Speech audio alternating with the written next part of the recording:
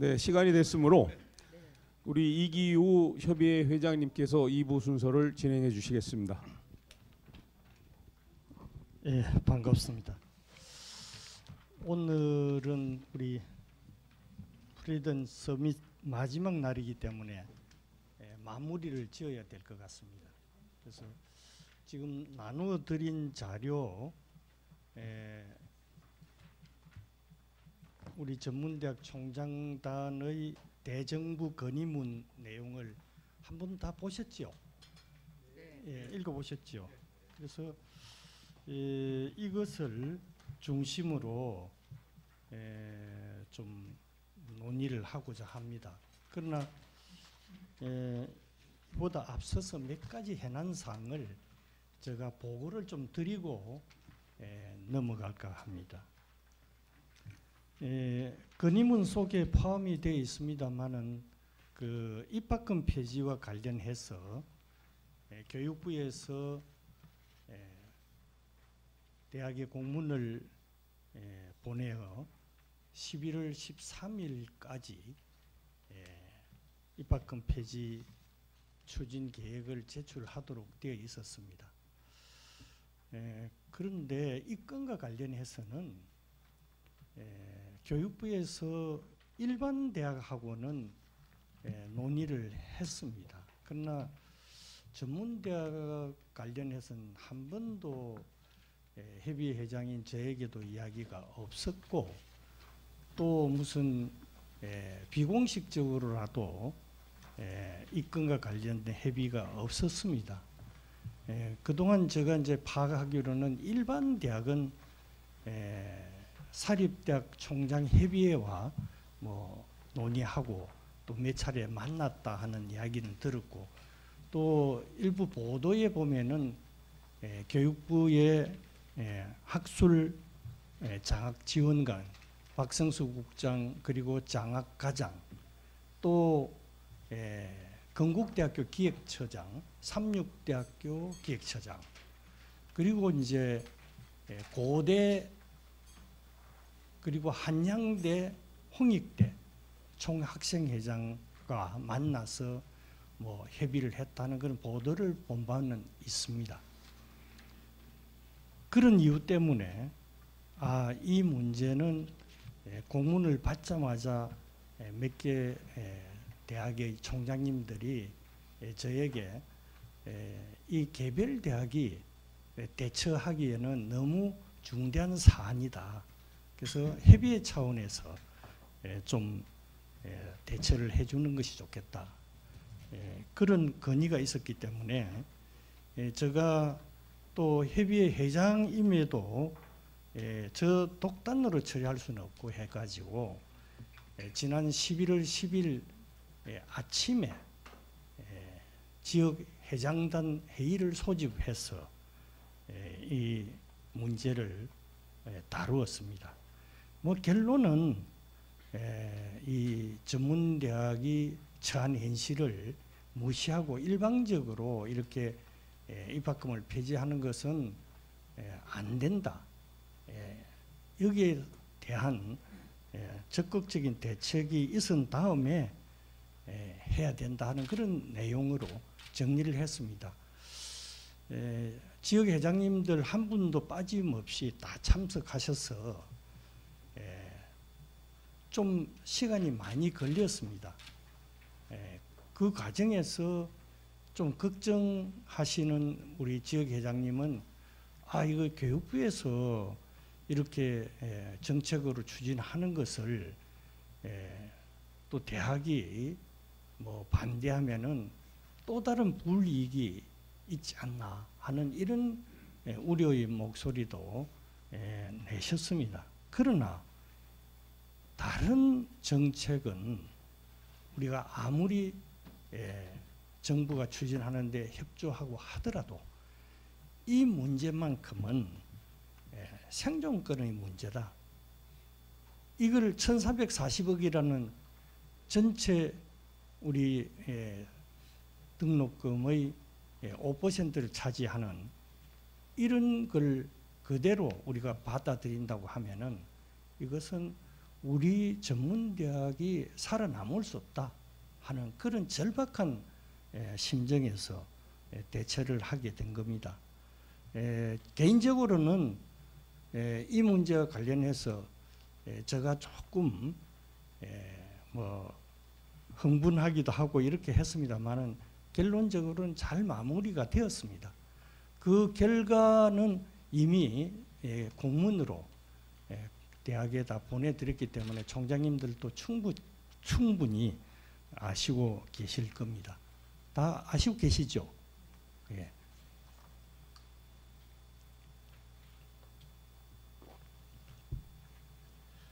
그 뒤에 교육부의 대학정책실장 이진석 실장께서 만나자 하는 연락이 와가지고 대학 전문대학 교육협의회를 찾아왔습니다. 그래서 만났습니다. 이제 교육부 쪽에서는 그러면은 전문대학이 가지고 있는 안이 무엇이냐 이렇게 물었습니다. 그래서 저 대답은 전문대학은 입학금 폐지와 관련해서 우리가 가지고 있는 안이 없다. 이건 안이 있을 수가 없다. 왜? 이거는 안 되기 때문에 그렇다. 이렇게 단호하게 제가 이야기를 했습니다. 그래서 정부가 이 정책으로 정한 것을 이걸 허지부지 해서는 안 되니까 교육부 입장도 있으니까 일반 대학을 먼저 추진하고 그러고 나서 전문대학 문제를 같이 논의하면 좋겠다. 그 뜻을 부총리에게 잘 보고 드려서 우리 전문대학은 그런 쪽으로 정리가 되면 좋겠다 했습니다. 그동안 이제 이 입학금 폐지 관련해 가지고 제가 취했던 이 일련의 행동은 입학금 폐지와 관련된 법안을 제출한 위원님들이 있습니다. 우리 대부분 이제 교육문화체육관광위원회 위원들이고요. 바가태 위원님, 김경수 위원님입니다. 일단은 그 6개 위원실에는 전부 방문을 했습니다. 방문을 했고요. 또 우리가 정리한 내용을 29분의 교육문화체육관광위원장 유성엽 위원장을 비롯한 29분의 위원님들에게 다 전달을 했습니다. 거기에 그치지 않고 교육부에 출입하는 교육부 출입 기자단에게도 사정을 설명하고 전부 다 보냈고요. 또 국무총리실에도 보냈고요. 그 다음에 청와대도 보냈습니다. 물론 청와대 교육문화비서관실하고 몇 차례 전화를 하고 자료도 보내고요.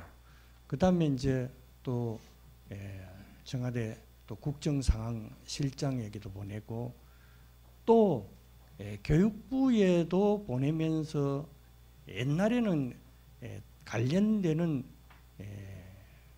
그 부서 소위 말하는 장학과 그리고 전문대학 정책과 이렇게만 보냈는데 이번에는 모든 관련되는 그 부서에 다 보냈습니다.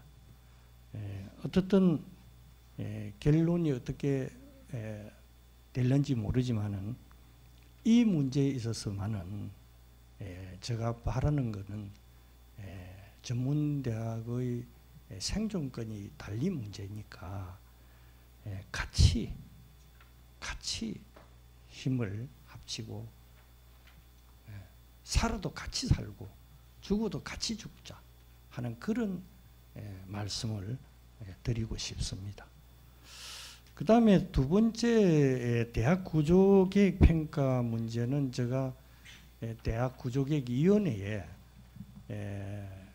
우리 전문대학 대표 3분하고 저까지 4사람이 참여를 하고 있습니다. 하고 있는데 지난 번에 교무 입학처장 회의에서 교육부에서 이해숙 대학평가과장에게 부탁을 했습니다. 제가 일방적으로 이 내용을 알려주는 것보다는 교육부에서 만들어진 자료를 제가 이러이러한 용도로 활용하려고 하니까 보내달라. 그러니까 받아서 그걸 제가 설명을 하고 했습니다. 전달했습니다. 보고를 받으셨겠지만은 한두 건만 참고로 말씀을 드리려고 합니다. 제일 문제가 이제 자율개선대학을 어느 정도로 하느냐 하는 겁니다. 50%를 한다. 뭐 심지어 처음에 흘러나온 이야기는 일반 대학은 50%를 하는데 전문 대학은 40% 하는 이런 이야기까지 처음에 나왔습니다.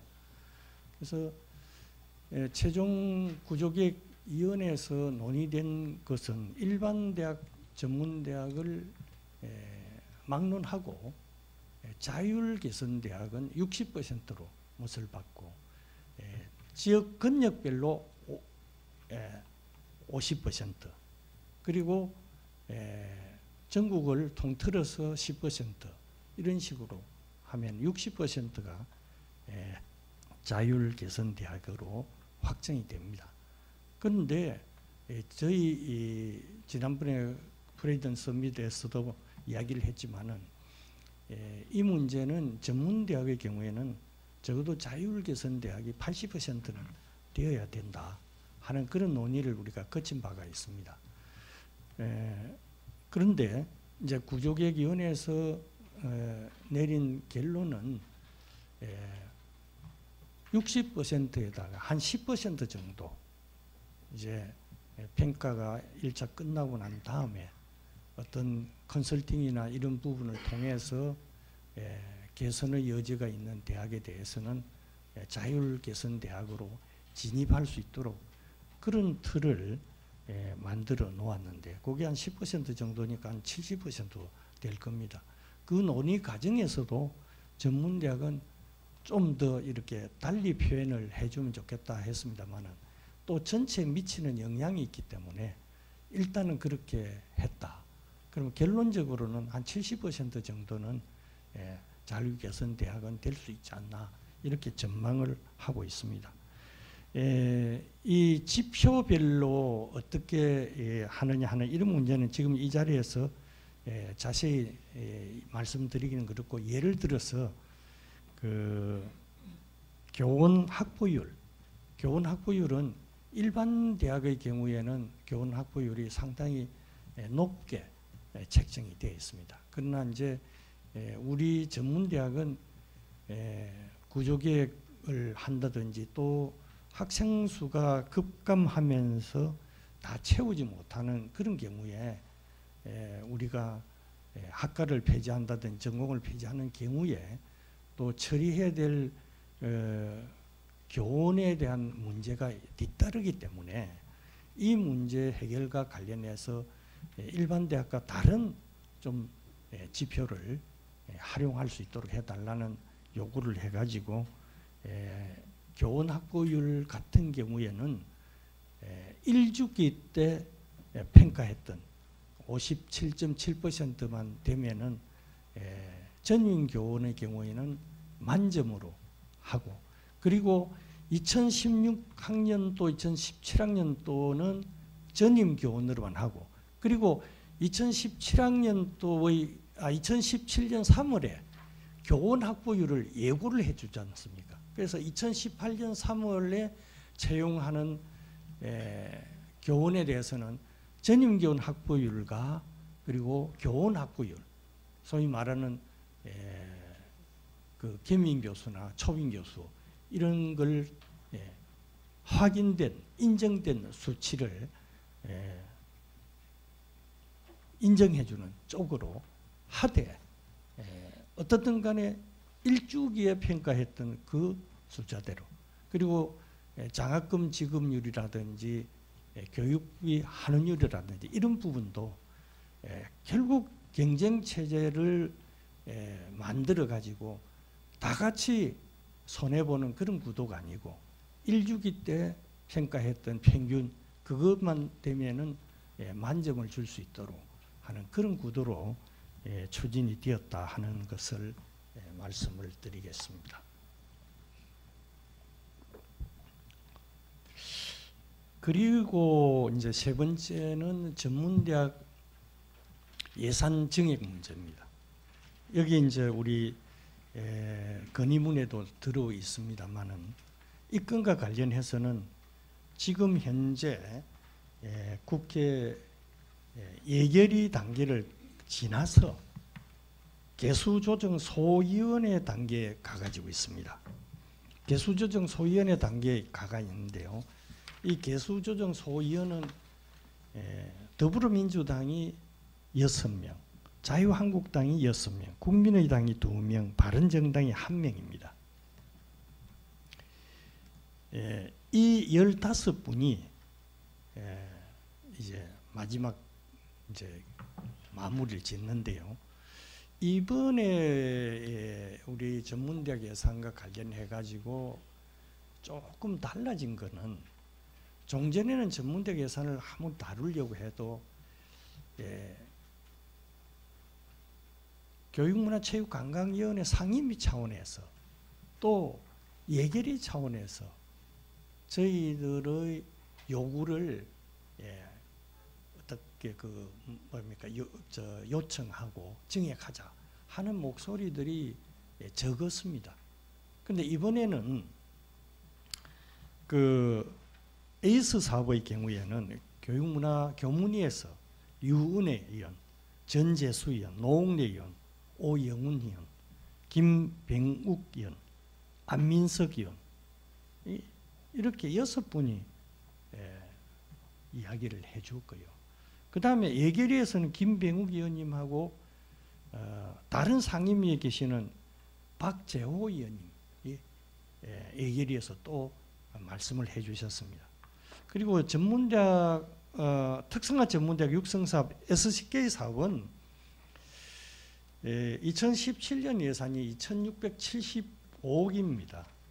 이게 이 대학 예산을 좀 깎아가지고 지난번에 누리 예산도 만들고 이런 등등 요인 때문에 올해 예산보다 내년 예산 267억이 감액이 되었습니다.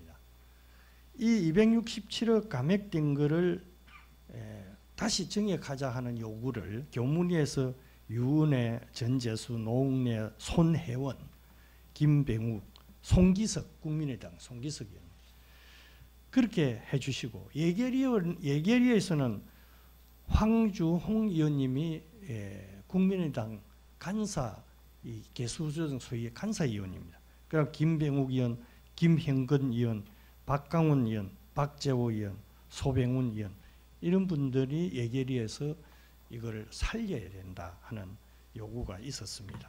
그래서 며칠 전에 교육부로부터 이 건과 관련해서 제가 자료를 받아가지고 지금 이제 예결 소위가 본격적으로 이루어지면은 제가 예결 소위 장소에 가서 각 당별로 한 분씩 이렇게 붙들고 좀 증액 또는 예산을 살리는 방향으로 하려고 합니다. 그 다음에 네 번째는 오늘 이 대학 자체 원서 접수 시스템 구축이라는 자료를 하나 드렸습니다.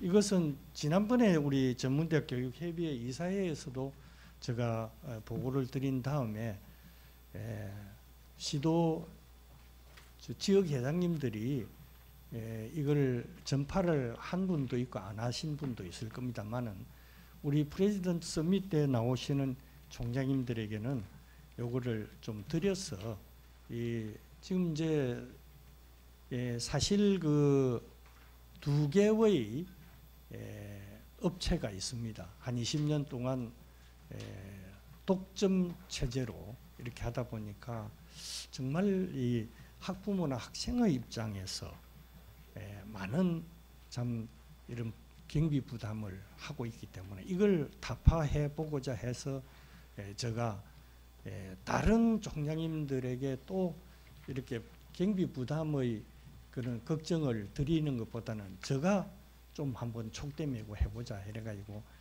우선에 3억 6천여만 원 들여가지고 개발을 했습니다.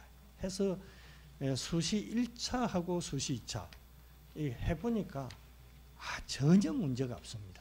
그래서 앞으로 정시도 하려고 하는데요.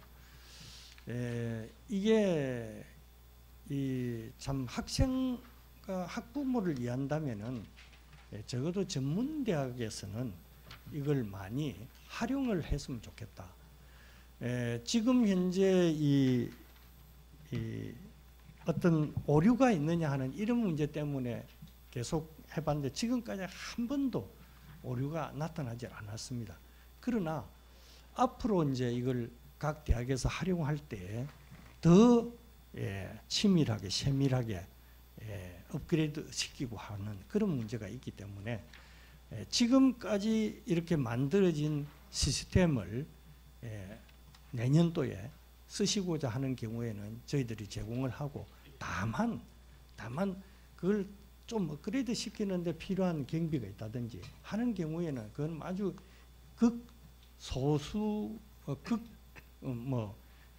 소수의 금액이 될 겁니다.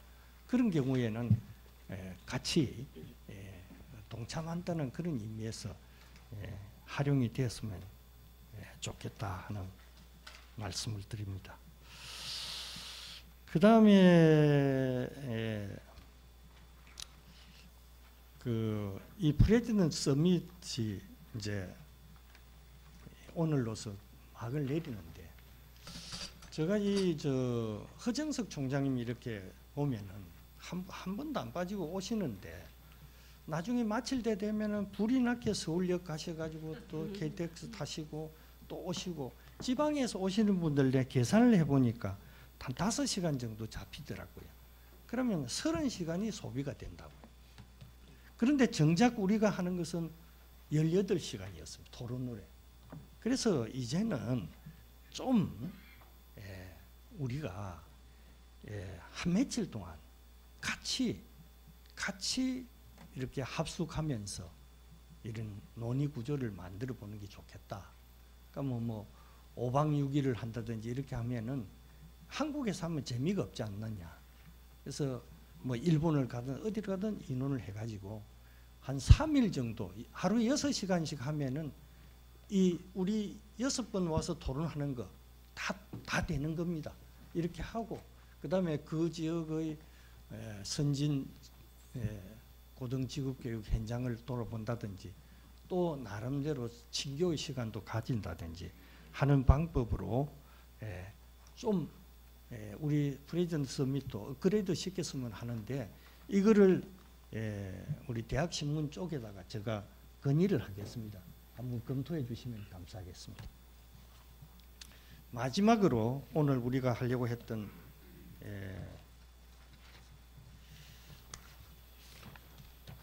건의문에 대한 논의입니다.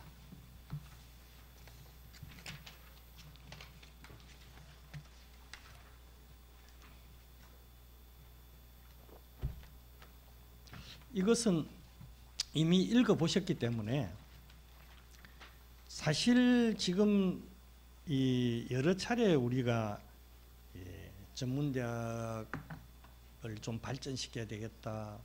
그리고 또 학예 세미나 또 동계 세미나 겸 정기총회, 학예는 임시총회 이런 모임을 통해서 건의를 한다든지 또 과거에도 이런 서밋을 통해 가지고 건의를 한다든지 할 때 이게 뒤에 그 뭐라 합니까? 해답이 거의 없었다는 거죠.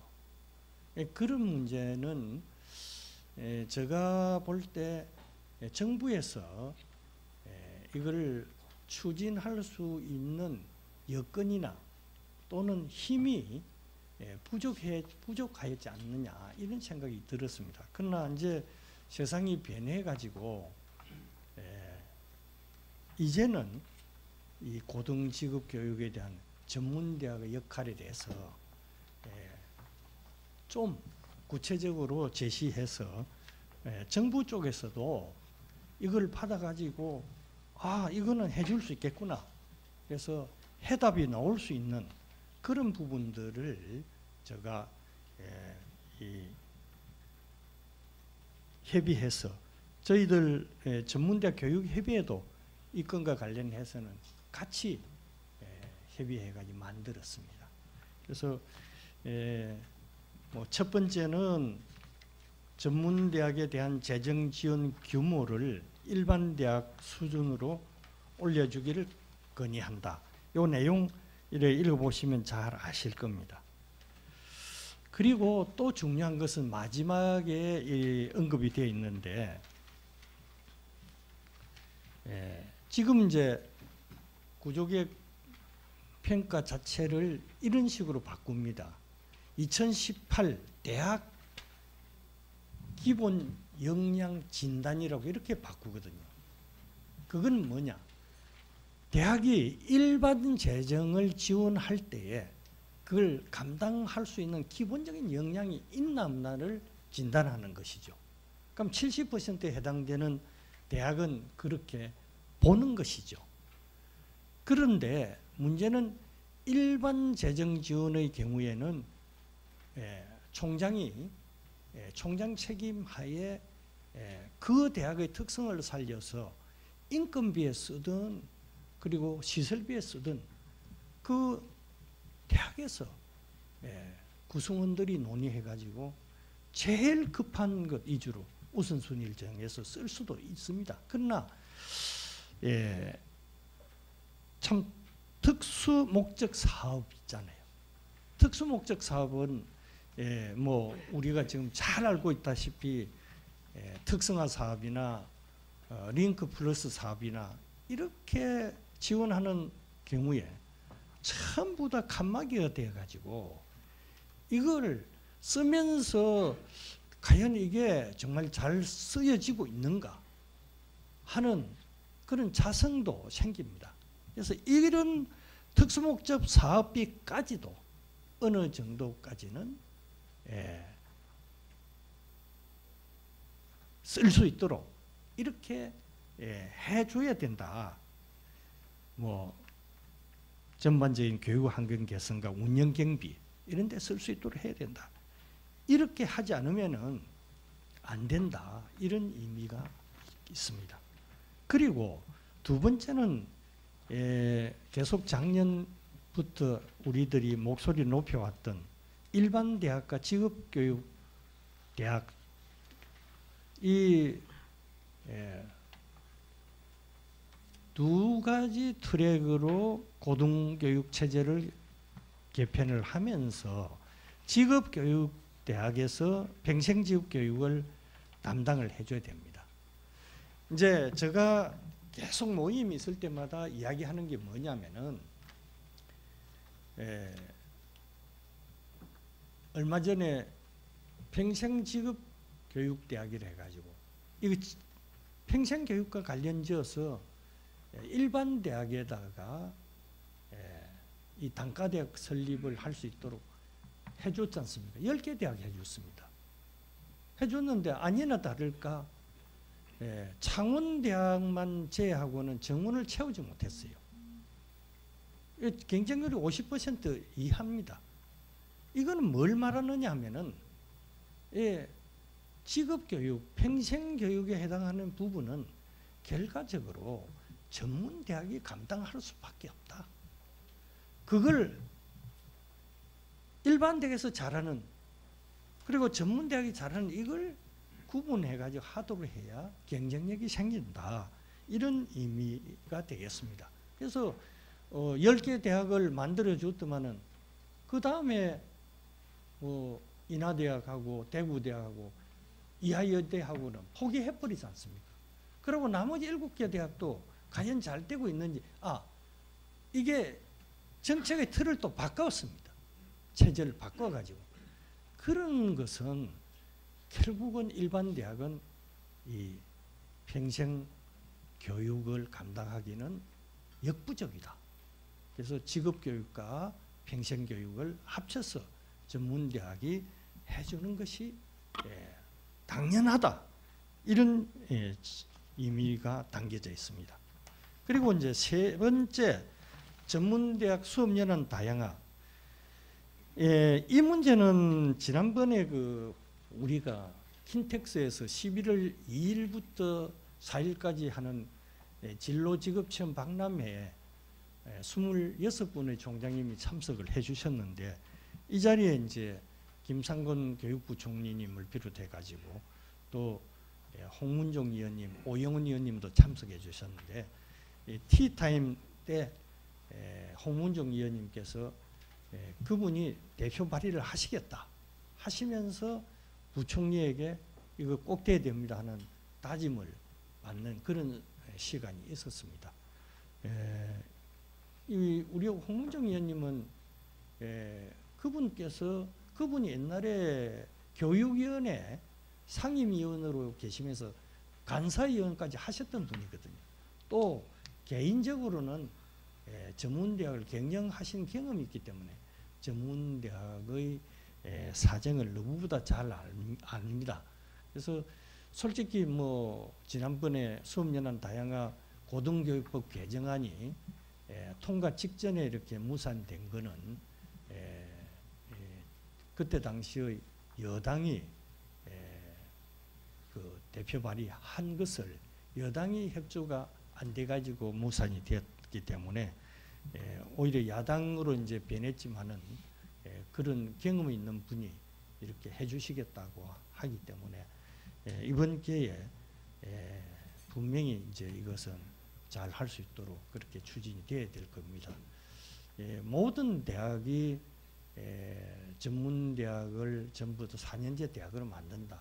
그 말도 안 되는 논리고요.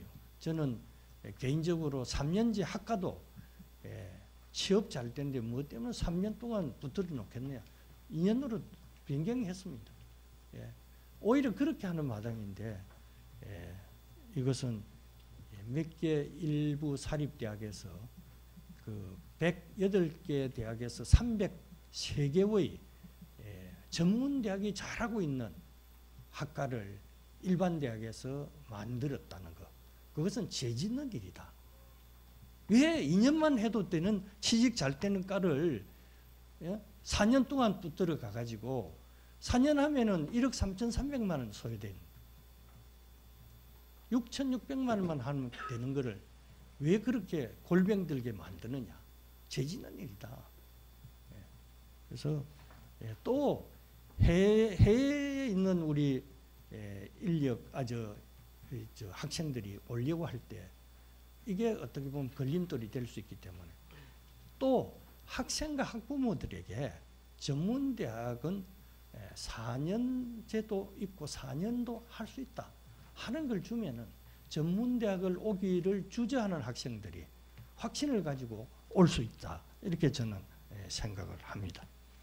그 다음에 네 번째는 이 전문대학 담당 조직 확대 문제입니다. 잘 아시다시피 전문대학 정책과 하나가 13명의 인원을 가지고 전부 감당을 하다 보니까 지금 현재 대학 정책실 아래 2, 3개 과가 지원을 해줍니다. 그 지원을 해주는데 이게 반풍수 집안 망한다고 어중간하게 전문대학을 아니까 이게 더 도와주는 게 아니고 이거는 전문대학을 어렵게 만든다. 저는 그렇게 생각합니다. 그래서 잘 알지 못한 상태에서 업무를 추진하면은 이게 제대로 지원이 안 됩니다. 그러니까 확실하게 전문대학, 고등직업교육, 평생교육 이런 걸 망라해가지고 거기에다가 집중하고 전문성을 가지도록 하는 것이 효율성을 갖는 것이다. 이렇게 생각해서 고등직업교육 정책실을 만들면 좋겠지만 지금 현재 학교정책실 폐지 또 시도로 업무 이양하는 문제가 아직 추진이 되지 않았기 때문에 어떻든 국 단위 정도는 우선에 마련돼야 되고 또 그 실 정도 해야 결국은 이 교육부가 이거 생각을 고쳐야 되는 것이 고등직업교육정책실을 만들므로 해서 고용노동부나 다른 부처가 하고 있는 고등직업교육의 정책을 총괄해서 컨트롤 타워 역할을 할 수 있다. 그것이 결국은 우리나라 경쟁력을 확보하는데 일자리 창출이나 청년 실업률을 해소하는 데 도움이 된다 하는 큰 틀에서 바라볼 수 있어야 되겠다는 이야기입니다.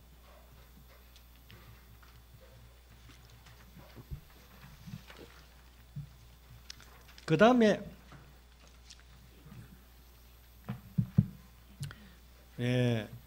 여섯 번째는 입학금 폐지. 이것은 여기에다가 우리가 이미 이렇게 했지만 담아 놓는 것, 이것을 또 하고요. 그 다음에 또 반값 등록금 정책 이게 제일 심각합니다. 여기에 이 자료 보시면은 과거 정권부터 시작된 등록금 동결 및 인하 정책은 대학을 황폐화시키고 있다. 실제로 대학은 지난 8년간 약 10%의 등록금 인하와 물가 상승률 10%로 정책 시행 이전보다 약 20% 내외의 재정적 압박에 시달리고 있는 실정이다. 이 문제와 관련해서는 참 그야말로 엎친 데 덮친 격으로 우리가 또 구조조정을 했잖아요. 7% 정도. 그 구조조정으로 인해서 학생 수가 또 줄어드는 데 따르는 등록금이 없어지는 것. 이런 부분을 이게 겹쳐져 가지고 학교 경영이 불가능한 상태로 이제 내몰리고 있다. 그런데도 이제 4차 산업혁명에 대응한 교육의 질적 수준 제고라든지 또 이 교육의 질을 높이려고 하면은 그동안 가지고 있는 기계, 기구 이런 환경을 가지고는 감당할 수 없기 때문에 이걸 바꿔줘야 되는데 이런 것을 제쳐두고 무조건 등록금 동결, 그다음 입학금 폐지 이렇게 하는 것은 그냥 대학 교육이 붕괴된다 하는 그거 보고 싶다 이런 거 마찬가지다 이렇게 생각을 하기 때문에 이 점도 같이 포함을 시켰습니다. 마지막으로 그 전문대학 교육 영토 확장에 필요한 제도적 재정적 지원을 강구해야 된다. 이 부분은 교육 영토 확장은 해외 유학생 유치, 해외 취업, 교육 프로그램 수출로 집약이 된다 하겠습니다. 이제는 이런 걸 잘 할 수 있도록 규제보다는 지능으로 정책 방향을 전환을 해야 됩니다. 가감히 장애가 되는 제도를 개혁할 것을 요구를 하는 것입니다. 뭐 나아가서는 분교나 해외 캠퍼스를 설립할 수 있도록 지원을 확대하고 많은 제도 개선에 많은 노력을 기울여 줄 것을 요구하는 그런 식으로 되어 있습니다. 이 건과 관련해서 뭐 특별한 의견이 있으시면은 말씀을 해주시면 감사하겠습니다. 예.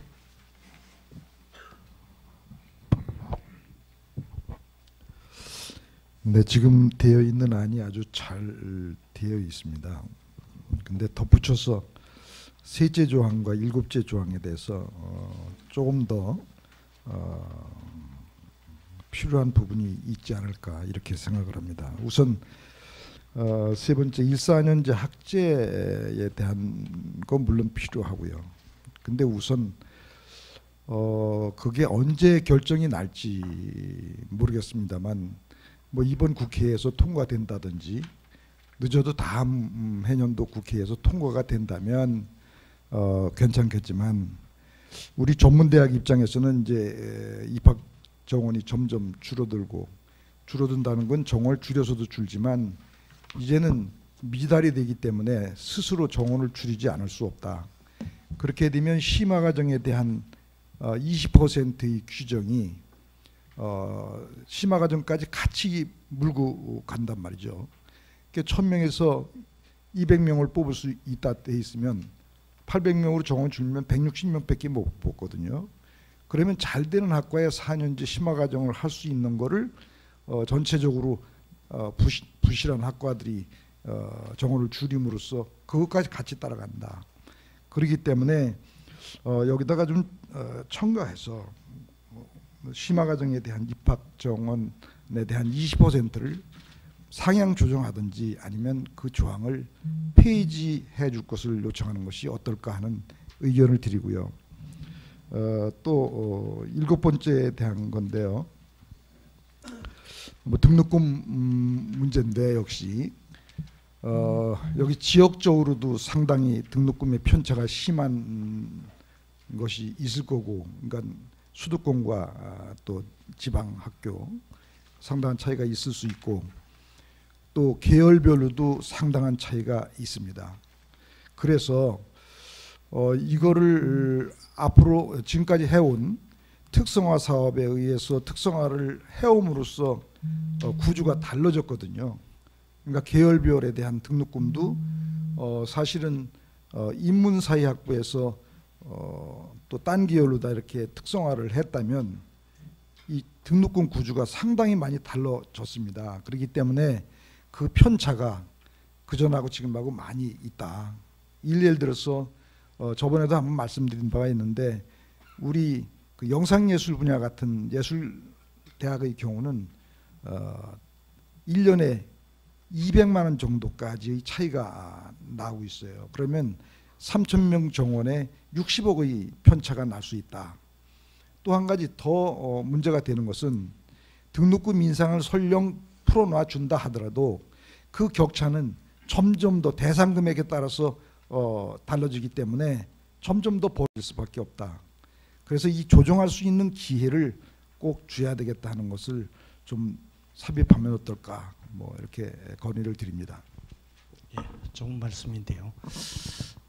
제가 시간이 없기 때문에 유재훈 총장님 말씀 두 가지, 전공 심화과정 뭐 상향 비율을 상향한다든지 폐지할 것이냐, 그리고 등록금 이 계열별 문제 이런 문제, 이 두 건은 제가 12월 20일 또는 22일에 이사회를 하려고 합니다. 그때에 정식으로 논의해가지고 더 좀 논의해서 전문대학 교육협의회에서 정식 건의하는 것으로 그렇게 했으면 좋겠다는 말씀을 드리는데 양해가 되겠습니다.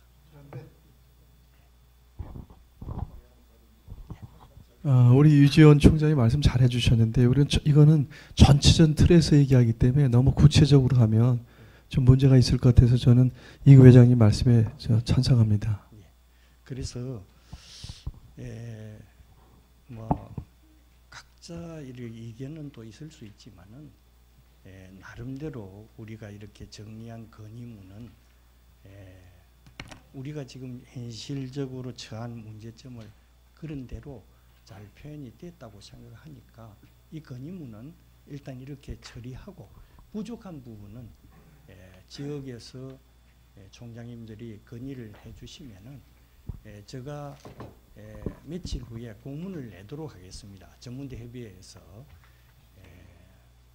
12월 20일, 22일 중에 개최하는 이사회에서 논의할 수 있도록 건의를 해달라 하는 공문을 내가지고 더 구체적으로 그런 부분은 할 수 있도록 그렇게 하면 안 좋겠습니까? 어떻습니까? 네. 예, 그럼 박수로 이렇게 채택하도록 하겠습니다.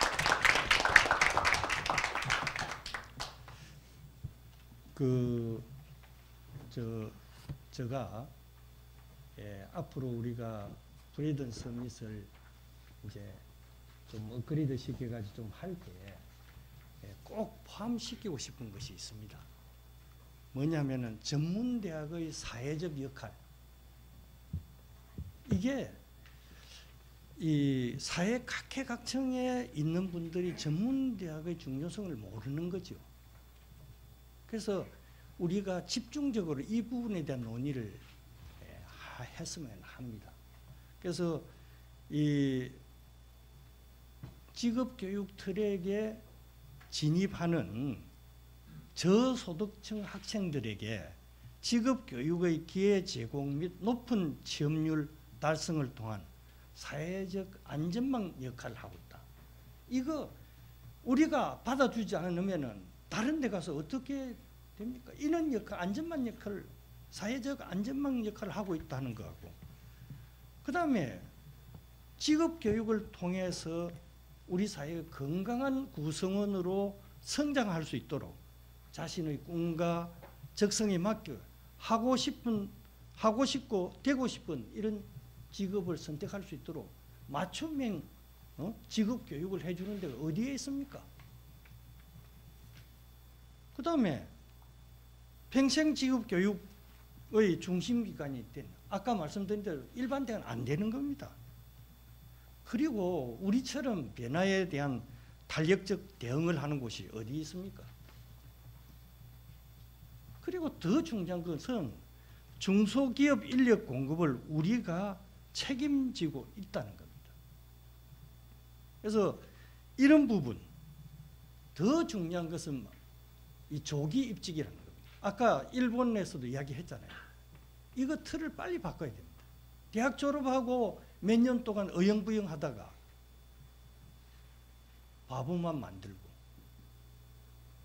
그래서 사실 조기 입직이 얼마만큼 사회적 비용을 절감하느냐 하면은 이거는 엄청난 겁니다. 그래서 이런 문제를 우리가 심층적으로 다룰 수 있기를 바라겠습니다. 저 이야기는 여기서 마치겠습니다. 감사합니다. 아까 말씀하신 것 가운데서 제가 신문사 입장에서 말씀드리면 그 해외에서 한번 한 거 말씀했는데, 제가 최근에 독일의 아이헨데 총장을 만나서 한 1시간 이상 얘기를 했고, 또 아리조나 주립대학에서 부총장이 오셔서 저하고 여러 가지 논의를 했고, 또 우리 신문사에서 월남에 가서 월남 사정도 좀 파악을 했습니다. 그리고 아까 임상빈 이 한일 교류협 회장이 오셨었는데, 저분하고는 또 일본 관계를 해서 아마 내년쯤에는 분명히 그들 나라 중에 하나가 선택될 것이고, 앞으로 물론 협회하고 협의를 하겠습니다만은 며칠간 어떻게 하는 게 제일 좋으냐, 뭐 보니까 뭐 구체적으로 우리가 들어가 보니까 뭐 복잡한 게 많더라고요. 뭐 비행기는 그럼 어떠냐, 비즈니스로 할 거냐, 일반석으로 할 거냐, 그건 돈이 엄청 차이가 나더라고요. 그리고 예를 들면 비즈니스 예약을 하는데 여기서 유럽을 해보니까 6개월 전에 예약을 하면 거의 3분의 1 가격이 돼요. 가격이 그렇게 다운되더라고요. 근데 임박해서 하면 예를 들면 600만 원인데 6개월쯤 전에 하면 200만 원으로 돼. 그것도 비즈니스 클래스가. 그래서 뭐 등등 여러 가지가 있어 그것도 많이 검토하겠습니다. 그리고 요것은 이제 확정이 되면 거기다가 이제 맨 끝에다 이제 여러분의 성함 쓰고 대표 이기우 총장님 해서 이 총장님 사인을 받아서 제출하려고 그러는데, 혹시 여러분 사인을 다 넣는 게 좋은 건지, 성함만 다 넣고 이기우 총장님이 대표로 사인하시는 게 좋은 건지, 그건 여러분들이 협의를 해서 결정해 주시면 그대로 하겠습니다. 예, 지금 이제 안 오신 총장님도 계시니 그렇다고 해서 그분 총장님도 뜻을 같이 하시니까 사인은 뭐 제가 대표로 하고, 그 다음에 브리든 서밋에 참여하신 총장님 이름은 다 넣고 제일 끄트머리 제가 사인을 하는 거로 그렇게 하면 어떻겠습니까? 예. 감사합니다. 예, 네. 고맙습니다. 그러면 이제 식사 시간이 돼서요. 말 다 하셨으니까 우리 박명호 총장님 건배사 좀 해주시죠. 그 식사를 건배사 해야 시작합니다.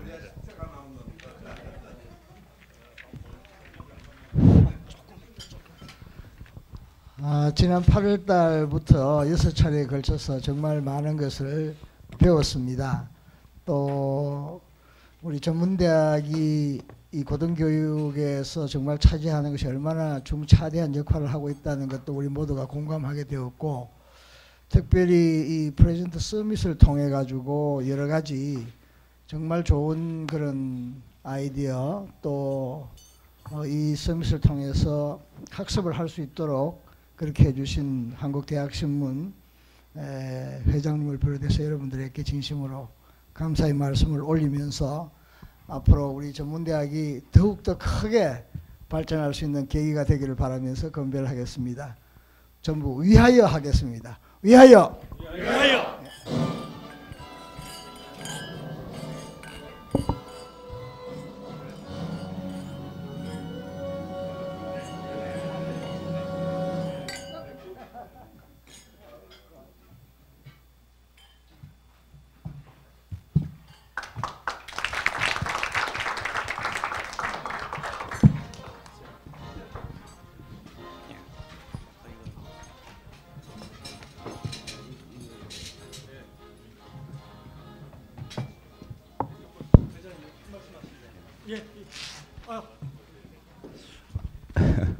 이거 식사 전에 이 말씀을 드리는 게 맞는지 죄송스럽습니다.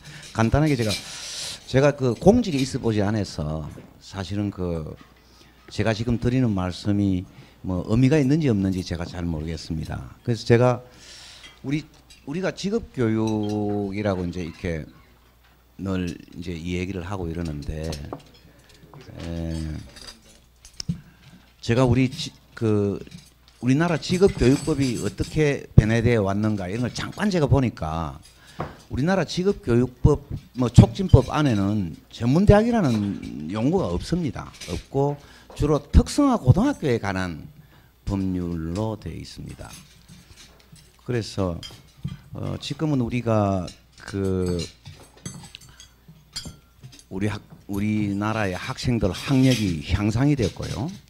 그리고 또 실무 직무 기능이 굉장히 복잡해졌기 때문에 사실은 그 직업교육 촉진법 이런 법의 대상이 전문대학이 되어야 되지 않느냐 이런 생각을 좀 가졌습니다. 그게 우리 전문대학이 그 직업교육 촉진법의 대상이 된다면 아까 이야기했던 우리 그 교육부 직제 안에 이 전문대학 과락하는 것도 조금 더 크게 늘릴 수가 있을 것이고 또 예산 지원도 우리가 법적 그 근거를 가지고 요청할 수 있지 않은가 이런 생각이 드는데요. 저는 이게 우리 전문대학의 그 지원을 받기 위해서 많은 우리가 이런 노력들도 하고 있는데 그런 법적인 그런 측면으로 우리가 어프로치 해보는 것도 하나의 방법이 아니겠는가 이런 생각이 듭니다. 그래서 여하간 제가 지금 조사를 해본 결과에 의하면 직업교육의 대상이 고등학교, 특성화 고등학교만 되었으면 이 법률이 돼 있어서 그 우리 특성화 고등학교가 많은 국가의 재정 지원을 받고 있습니다. 그래서 이 부분을 우리가 조금 좀 검토를 해서 한번 어프로치하면 또 새로운 어프로치가 안 되겠냐 이런 생각이 드는데 저는 공직에 있어 보지 않아서 정말 잘 모르겠습니다. 이게 말이 일리가 있는 건지 없는 건지 제가 잘 모르겠습니다. 예, 감사합니다. 그 아주 중요한 말씀 해주셨는데 그런 걸 해야 되거든요. 해야 되니까 울산과학대학교에서 이번에 전문대 협의회에서 해야 될 일을 건의할 때 그걸 소상하게 좀 건의 좀 해주시고 또 자제에 제가 아까 사회적 역할 전문의 사회적 역할 문제 있지요. 그런 것도 좀 가만 보니까 우리 허정석 총장님 굉장히 학구적이시고 일반 대학에서 계시다가 부총장을 또 오래 하셨기 때문에 그런 측면에서 좀 건의를 좋게 해주시면 감사하겠습니다. 수고비 제가 드리겠습니다. 나중에 가실 때 제가 서울역까지 태워드릴게요. 참고로 그 한 가지 보고 말씀을 드릴 게 있는데요. 그 수업연한 다양화 법안을 발의한다고 하는 홍문종 의원님께서 이제 다음 주 월요일 날 우리 신문하고 그 인터뷰를 하시기로 했습니다. 그래서 하여튼 만만하게 하지 않고 철두철미하게 하시겠다고 이렇게 말씀을 하셨고요. 그리고 지금 이제 문재인 정부 정책 재원 시리즈가 끝나고 지금 한국대학신문사 수요판에서 평생 직업교육 시대에 있어서의 전문대학의 역할과 기능이라는 새로운 시리즈가 이제 시작이 됐습니다. 근데 그 시리즈의 이제 집필진들이 우리나라 그 평생 교육을 이렇게 이끌어오는 그 전문 학자들이 이제 그 글을 쓰게 돼 있습니다. 여태까지 우리 한국대학신문 수요판이 주로 전문대학 멤버들이 의해서 이런 글들이 작성이 됐다면은 요번 호부터는 이제 외부의 전문가들이 보는 전문대학에 대해서 이제 관련된 기술이 있거든요. 그래서 그 어제 이제 수요판 나온 데는 그 이무근 서울대학교 그 명예교수이시며 지금 한국과학기술원 그 한림원 이사장으로 계시는 이무근 교수님께서 글을 쓰셨는데요. 거기에 무슨 내용이 있냐면은 고등교육 체제를 학문연구 중심 대학과 직업교육 중심 대학으로 분리하자는 법안을 본인이 제안을 하는 그러한 글을 쓰셨습니다. 근데 우리들이 항상 가보면 이무근 교수님이 사실은 직업교육의 대가이시거든요. 서울대학에 있는 교수님들도 다 그분 제자고요. 그래서 항상 전문대학에 비판적이었던 분입니다. 전문대학이 일반 대학을 흉내내는 부분에 대해서 굉장히 비판의식을 갖고 계신 분이 이번에 그 한국대학신문 그 평생교육 시리즈에서 이제 서론 비슷한 그 글을 쓰신 거거든요. 거기에서 전문대학의 중요한 평생 직업교육기관으로서 그 기능을 확장해야 된다는 필요성에 대해서 이렇게 이제 강조를 하셨습니다. 그래서 그 결과는 한국대학신문의 애독자이시랍니다. 본인이.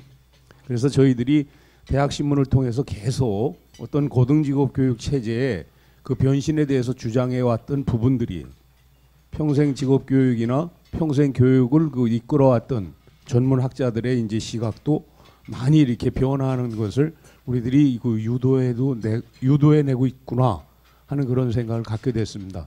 그래서 하여튼 지금 때가 굉장히 중요한 때이기 때문에 우리 프레지던트 썸밋 참여한 총장님들께서 이번 그 컨퍼런스를 통해서 말씀하신 그런 부분들이 이제 대정부 건의안에 이것이 잘 오로지 담겨져 있기 때문에 이제 대학신문에서는 계속 지면을 통해 가지고 이 여론을 계속 확산해 갈 것입니다. 그러니까 총장님들 글 청탁하실 때 글 좀 잘 이렇게 써주시고요. 우리 교수님들도 대학신문을 많이 좀 이렇게 읽을 수 있도록 그 기회를 주시기 바랍니다. 지금 홍남석 사장님 오늘 말씀이 없으셨는데요. 잠깐 시간을 내서 말씀을 좀 해주시죠.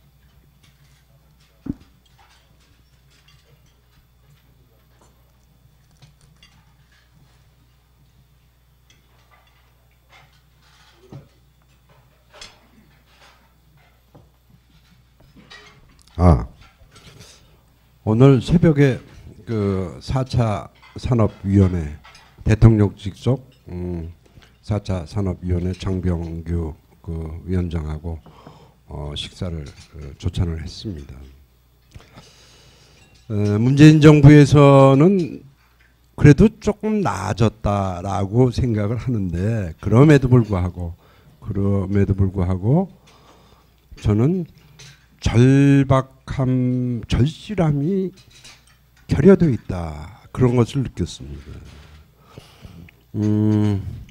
사실은요, 각 대학 총장님들께서 귀한 걸음을 하셔서 지난 3개월 동안 6차례에 걸쳐서 우리가 그 주제를 검토하고 발표하고 토론하고 이렇게 한 일들이 어쩌면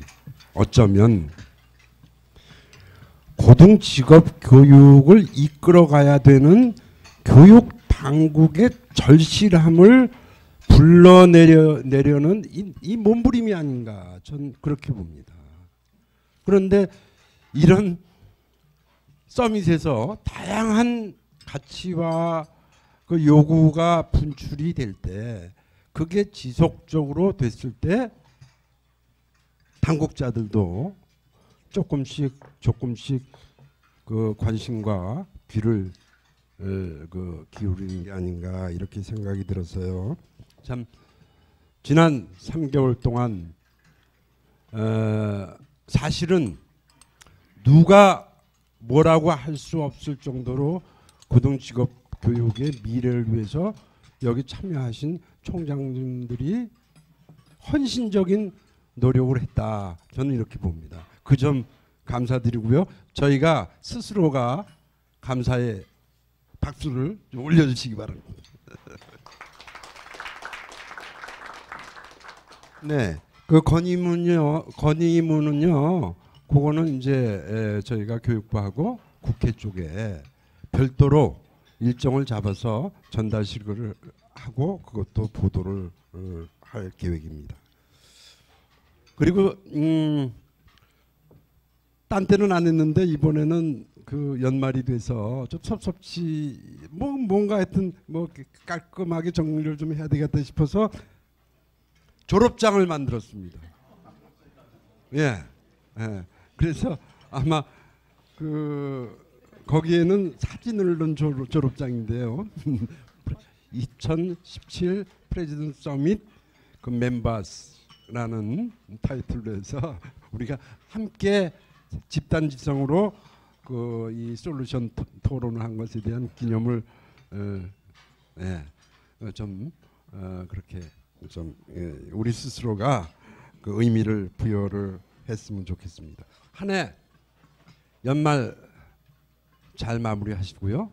또 입시 농사도 기대치만큼 잘 하시기를 기원하면서 이것으로 2017년 전문대 프레젠트 서밋을 모든 것을 폐회하도록 하겠습니다. 예, 그동안 박수로 고맙습니다. 마치도록 하겠습니다.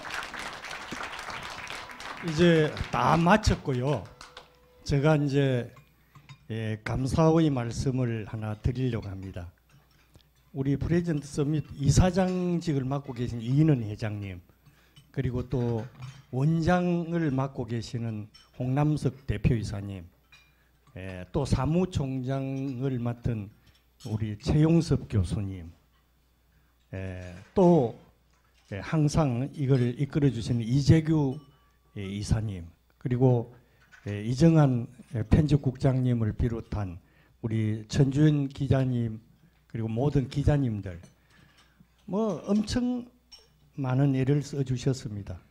저희들이 이 앞에서 이야기는 자유롭게 하지만은 그 마무리하는 과정이 굉장히 고달프고 힘들어도 참 깔끔하게 대학신문을 만들어 가지고 해주신 그 고마움에 대해서 우리가 다시 한번 오늘 이 드린 자료에도 그동안 나왔던 보도를 이렇게 다 실었습니다. 이런 걸 전부 합쳐서 대학신문에 감사의 박수를 좀 힘차게 보내주시면 감사하겠습니다.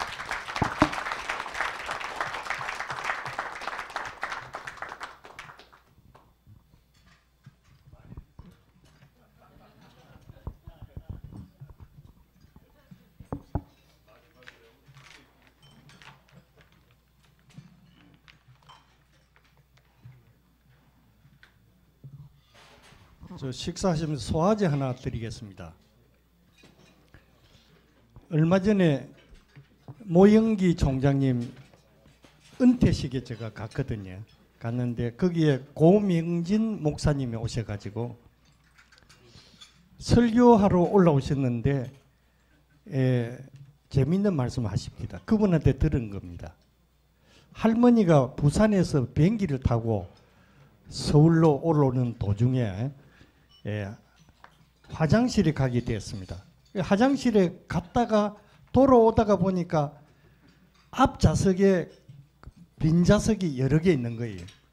아이고 여기 넓고 좋네 하면서 거기 덜썩 앉았습니다. 그러니까 승무원이 아무리 이야기해도 자기 자리에 안 가시는 거예요. 그런데 승객 중에 한 분이 할머니한테 가더면 기속에다 무슨 말을 하니까 할머니가 막 한급히 자기 다리로 돌아갔어요. 승무원이 볼 때 야 이거 참 신기하다. 무슨 말씀을 드렸는데 그렇게 할머니가 안 가려고 그렇게 애쓰다가 그렇게 자기 자리로 갔습니까? 아 그거요. 할머니 여기 앉아 계시면 여기 이 좌석은 강주 가는 좌석입니다.